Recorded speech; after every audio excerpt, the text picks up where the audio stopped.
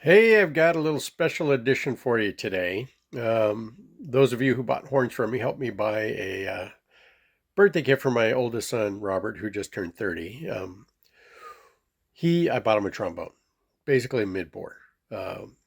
Just to give you some background on it, we were at NAMM, National Association of Music Merchants. It basically was the big giant show in January out here in the Anaheim Convention Center. Near the end of the day, we were wandering on our way out, and we stopped by a booth of trombones and trumpets that we hadn't tried that day, and it happened to be a company called Y-Fort. So we said, hey, what the heck, grab our mouthpieces, let's play the horns. There were four 547 bore open wrap horns. Some of them had detachable bells, some red brass, some yellow brass, and then there was a mid bore sitting there. It's closed wrap, looked a lot like the Yamaha. So we picked each one up, we played it. We were quite astonished as to how nice the horn played. They were very open, resonant. We engaged the triggers. The triggers are very open and resonant. And I thought it was kind of funny because the model nomenclature is YSL, like, Yamaha. But apparently I understand it stands for something completely different, but they decided to use YSL anyway. So we went on our merry way. We collected some literature. We were pretty happy about it, and didn't think about anything because we didn't really have any money to buy any new horns. So when he showed me and added Dylan's music that they had one on sale, he handed that to me. He goes, "Well, if you want to get me something for my birthday, here you go." So that was the YSL 260 GL. That's the mid bore, 525 bore, F trigger trombone.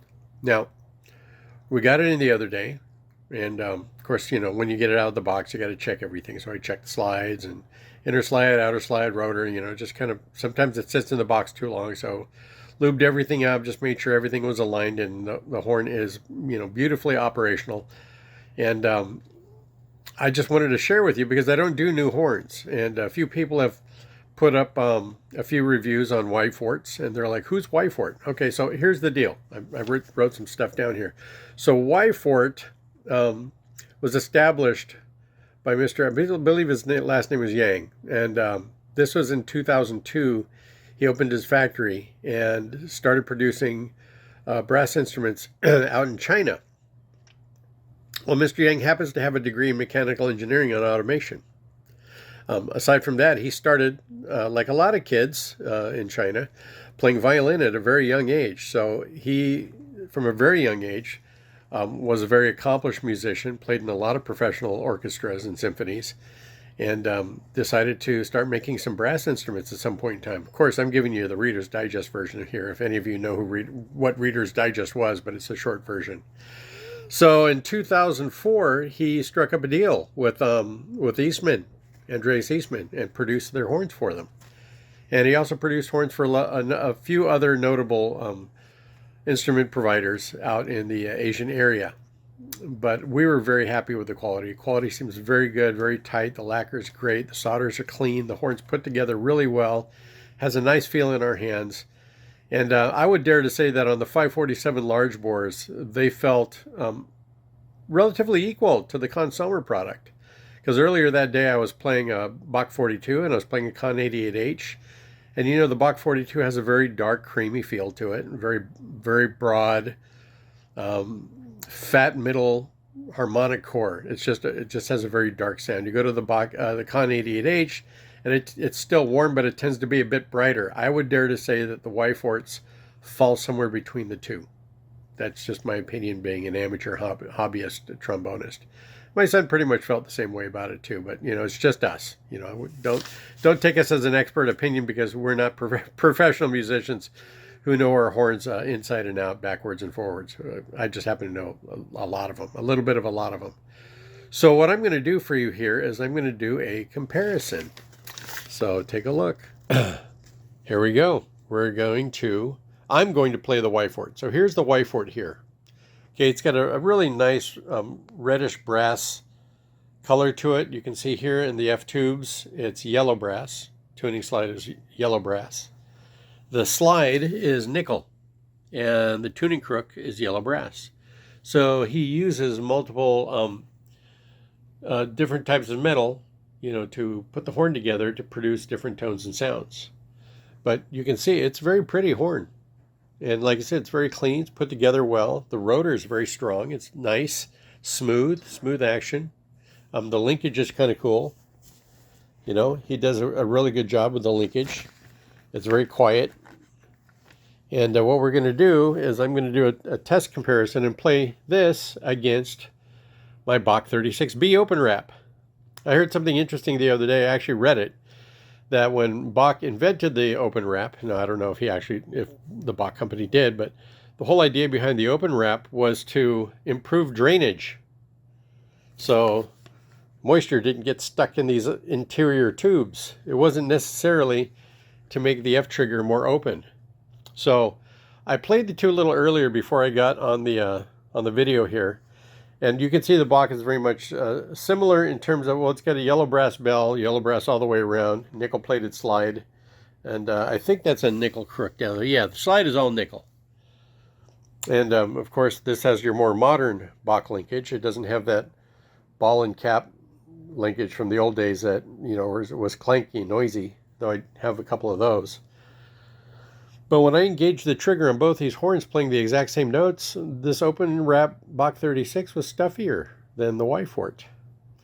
Now, the Y-Fort and the Bach 36 both claim, at least from what I could read, Bach 36B, that they're 525 all the way around, F tubes and slide. So let me go ahead and put the camera up here on the stand, and I'll play through a few things for you, and you can kind of hear things. Now, I also played several mouthpieces today to try to find one because, I've said this before and it's true that one mouthpiece doesn't really fit all.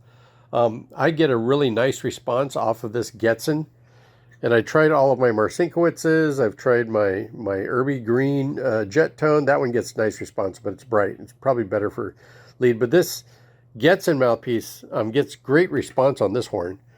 But I went ahead and I dug out a 6.5 AL just to see, and I'm finding I'm getting very consistent. This is a Benj 6.5 AL S. I get very consistent results between the two horns with that one mouthpiece. So I found that kind of interesting too, because all the other mouthpieces I tried weren't the same between the two horns, but the 6.5 AL Benj, 6.5 AL S, seems to be the most consistent between the two. Anyway, let me get this set up here. Okay, here we go. Let's start off with the Bach 36, and I'm going to play the Bach 36 with the Benj 6.5 ALS. I'm going to put my Getzen mouthpiece here. Okay, just to run through a few simple things.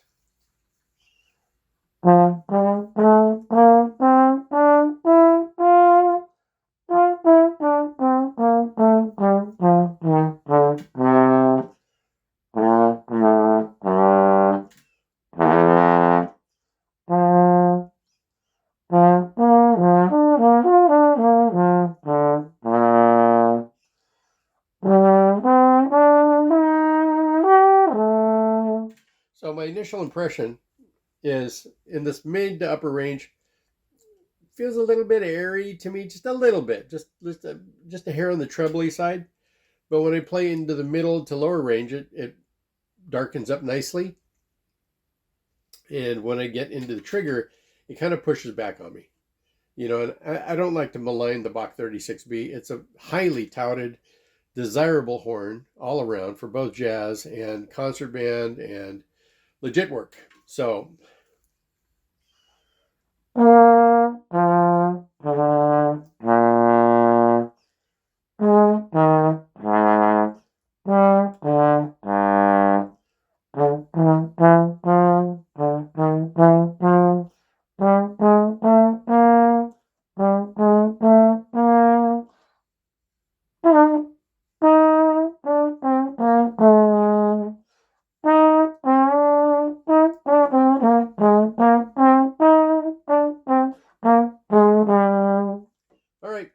move on to the next one. Oh, you know what? Let me play the Bach 36 with this Getzen mouthpiece. It's a little bit smaller than the 6.5 AL. Sorry, I get things mixed up. Just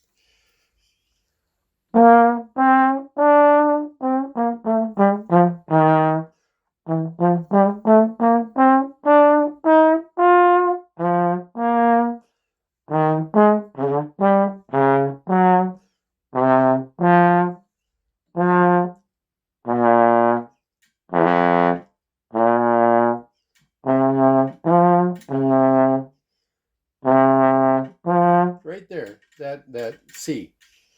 It's pushing back on me.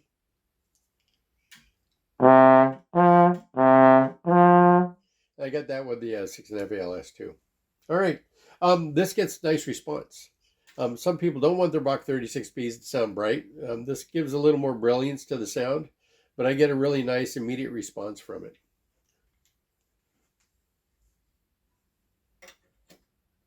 Okay, now to the Y-Fort. Hear that? It's like super quiet, smooth.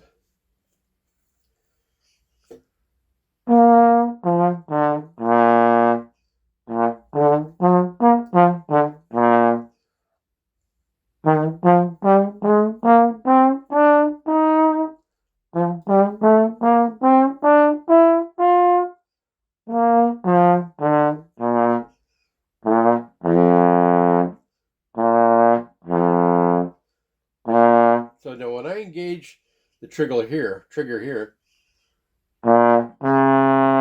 the C vibrates. The C with the trigger vibrates, and it's nice and open. It's way more open than the 36B and more resonant in that C. When I play the low F, it's similar.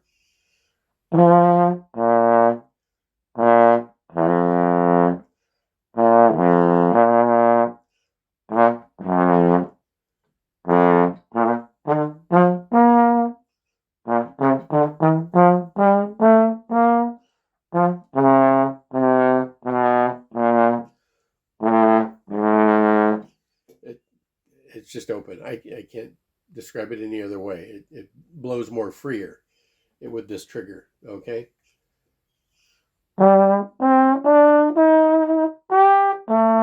Now,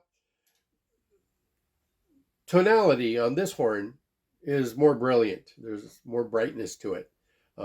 Less, I don't know if you want to call it core, but let's just say that it's on the higher end of the spectrum of harmonic vibration. Is that what you call it? It's a little more treble, not quite so much mid-range or bottom range in the tone on the 6.5 ALS.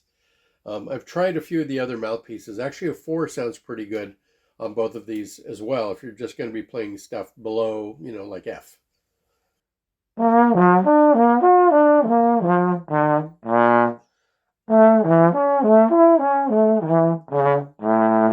So slotting on those slurs is not quite as crisp as it is on the Bach 36B. So I'm going to go ahead and get the 4G mouthpiece, and then we'll see what that's like. Okay, I went ahead and got my Vincent Bach 4. It's not a G, it's just a 4. Okay, so we'll give that a shot.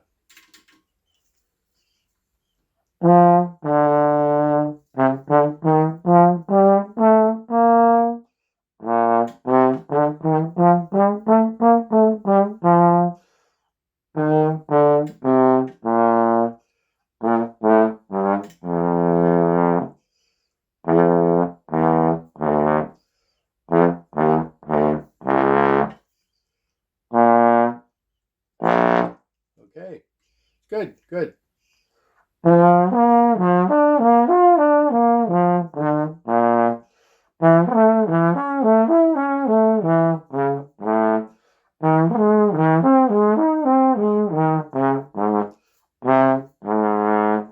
Yeah, I'm missing those positions by a little bit here.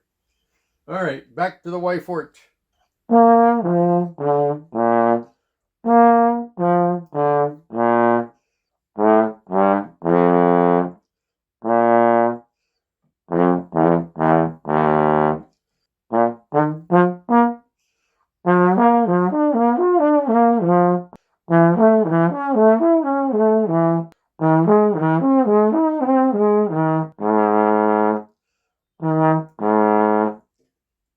Slurs are about the same. My chop suck, of course. Bottom register with the trigger more open, resonant. Upper register a little bit thinner, more trebly, even with the 4. The Bach slots cleaner in the upper register. This one slots nicely, but not as crisp. The Bach 36B is a little more crisper on the partial changes. And I don't know. I think I'm not going to say that they're comparable horns. There is definitely some superior qualities to the Bachs, but when it comes to this F trigger, I would say the F trigger on this is superior to the Bach 36B. But there is a big difference between the two horns. So what's the big difference? It's price. If you're going to buy a brand new Bach 36B, like this one, this is a 36B open wrap, and even the closed wrap, you're going to be looking at an average of $3,400 to $4,200 for a brand new one. This Y-Fort here cost me $895, free shipping, brand new. Now I've looked up online a little bit to see what's out there and who's selling them. There's a handful of stores out there that are selling the Y-Forts. I'm saying $830 to $975 as a range. Now that's a pretty significant dollar difference for this horn. Okay, it's like I said, it's probably designed to look quite a bit more like the Yamaha, but it has a nice sound. It has a nice color. It's got nice features. It's got some benefits to it. Like I said, that F trigger is killer. It's really nice. But you know, the Bach 36 is the Bach 36. I forgot to mention a few stats here. So the weights, the Bach 36BO, 3 pounds, 11.2 ounces. The Y-Fort, 3 pounds, 12.5 ounces. Now, where's that difference in there? Well, it's in the outer slide. The Bach 36BO outer slide is an ounce lighter than the Y-Fort slide. But normal weights, you know, it's between 7 and 8 ounces. I think the Bach is like 7.2 and the Y-Fort's like 8.5. But the horns are virtually the same weight. Like I said, the slide on the Bach 36BO is a bit lighter. So those may be important statistics to know as well, but the overall weight of the horn is virtually the same between the two. So the other cool thing, let me show you here. It comes in this really nifty case. So the case is nicely made. You know, it's molded plastic with a velvety color over it. It's got a nice protective barrier here for the slide, so nothing bangs around between the slide and the horn. You know, it's got a storage box, and it's a green canvas, green and brown. Kind of reminds me of the old Eddie Bauer signature stuff from the 1990s. Yeah, got a nice little logo here. It's got a storage pouch on the right. You know, zipper up, handle on the left. So, and then straps too that come with it. So if you want to wear the straps on the case, there you go. You got the straps. Now, between the case and the horn for less than $900, I don't know. I'd say that's a killer deal. Now, I'm going to say this with all truth. I'm not getting anything for endorsing this product. They don't even know I'm talking about it. Now, I bought this one from Dillon's. It was sold on consignment by the rep out here in New Jersey because Dillon's doesn't carry the instruments, so they'll sell the Y-Forts on consignment. That's what I was told directly. And you can order them through Dillon's. And I think I saw them on Jay Landris Brass, and I saw them on Sweetwater, and I saw them on a few other sites. If you call in and say, hey, do you have the Y-Fort?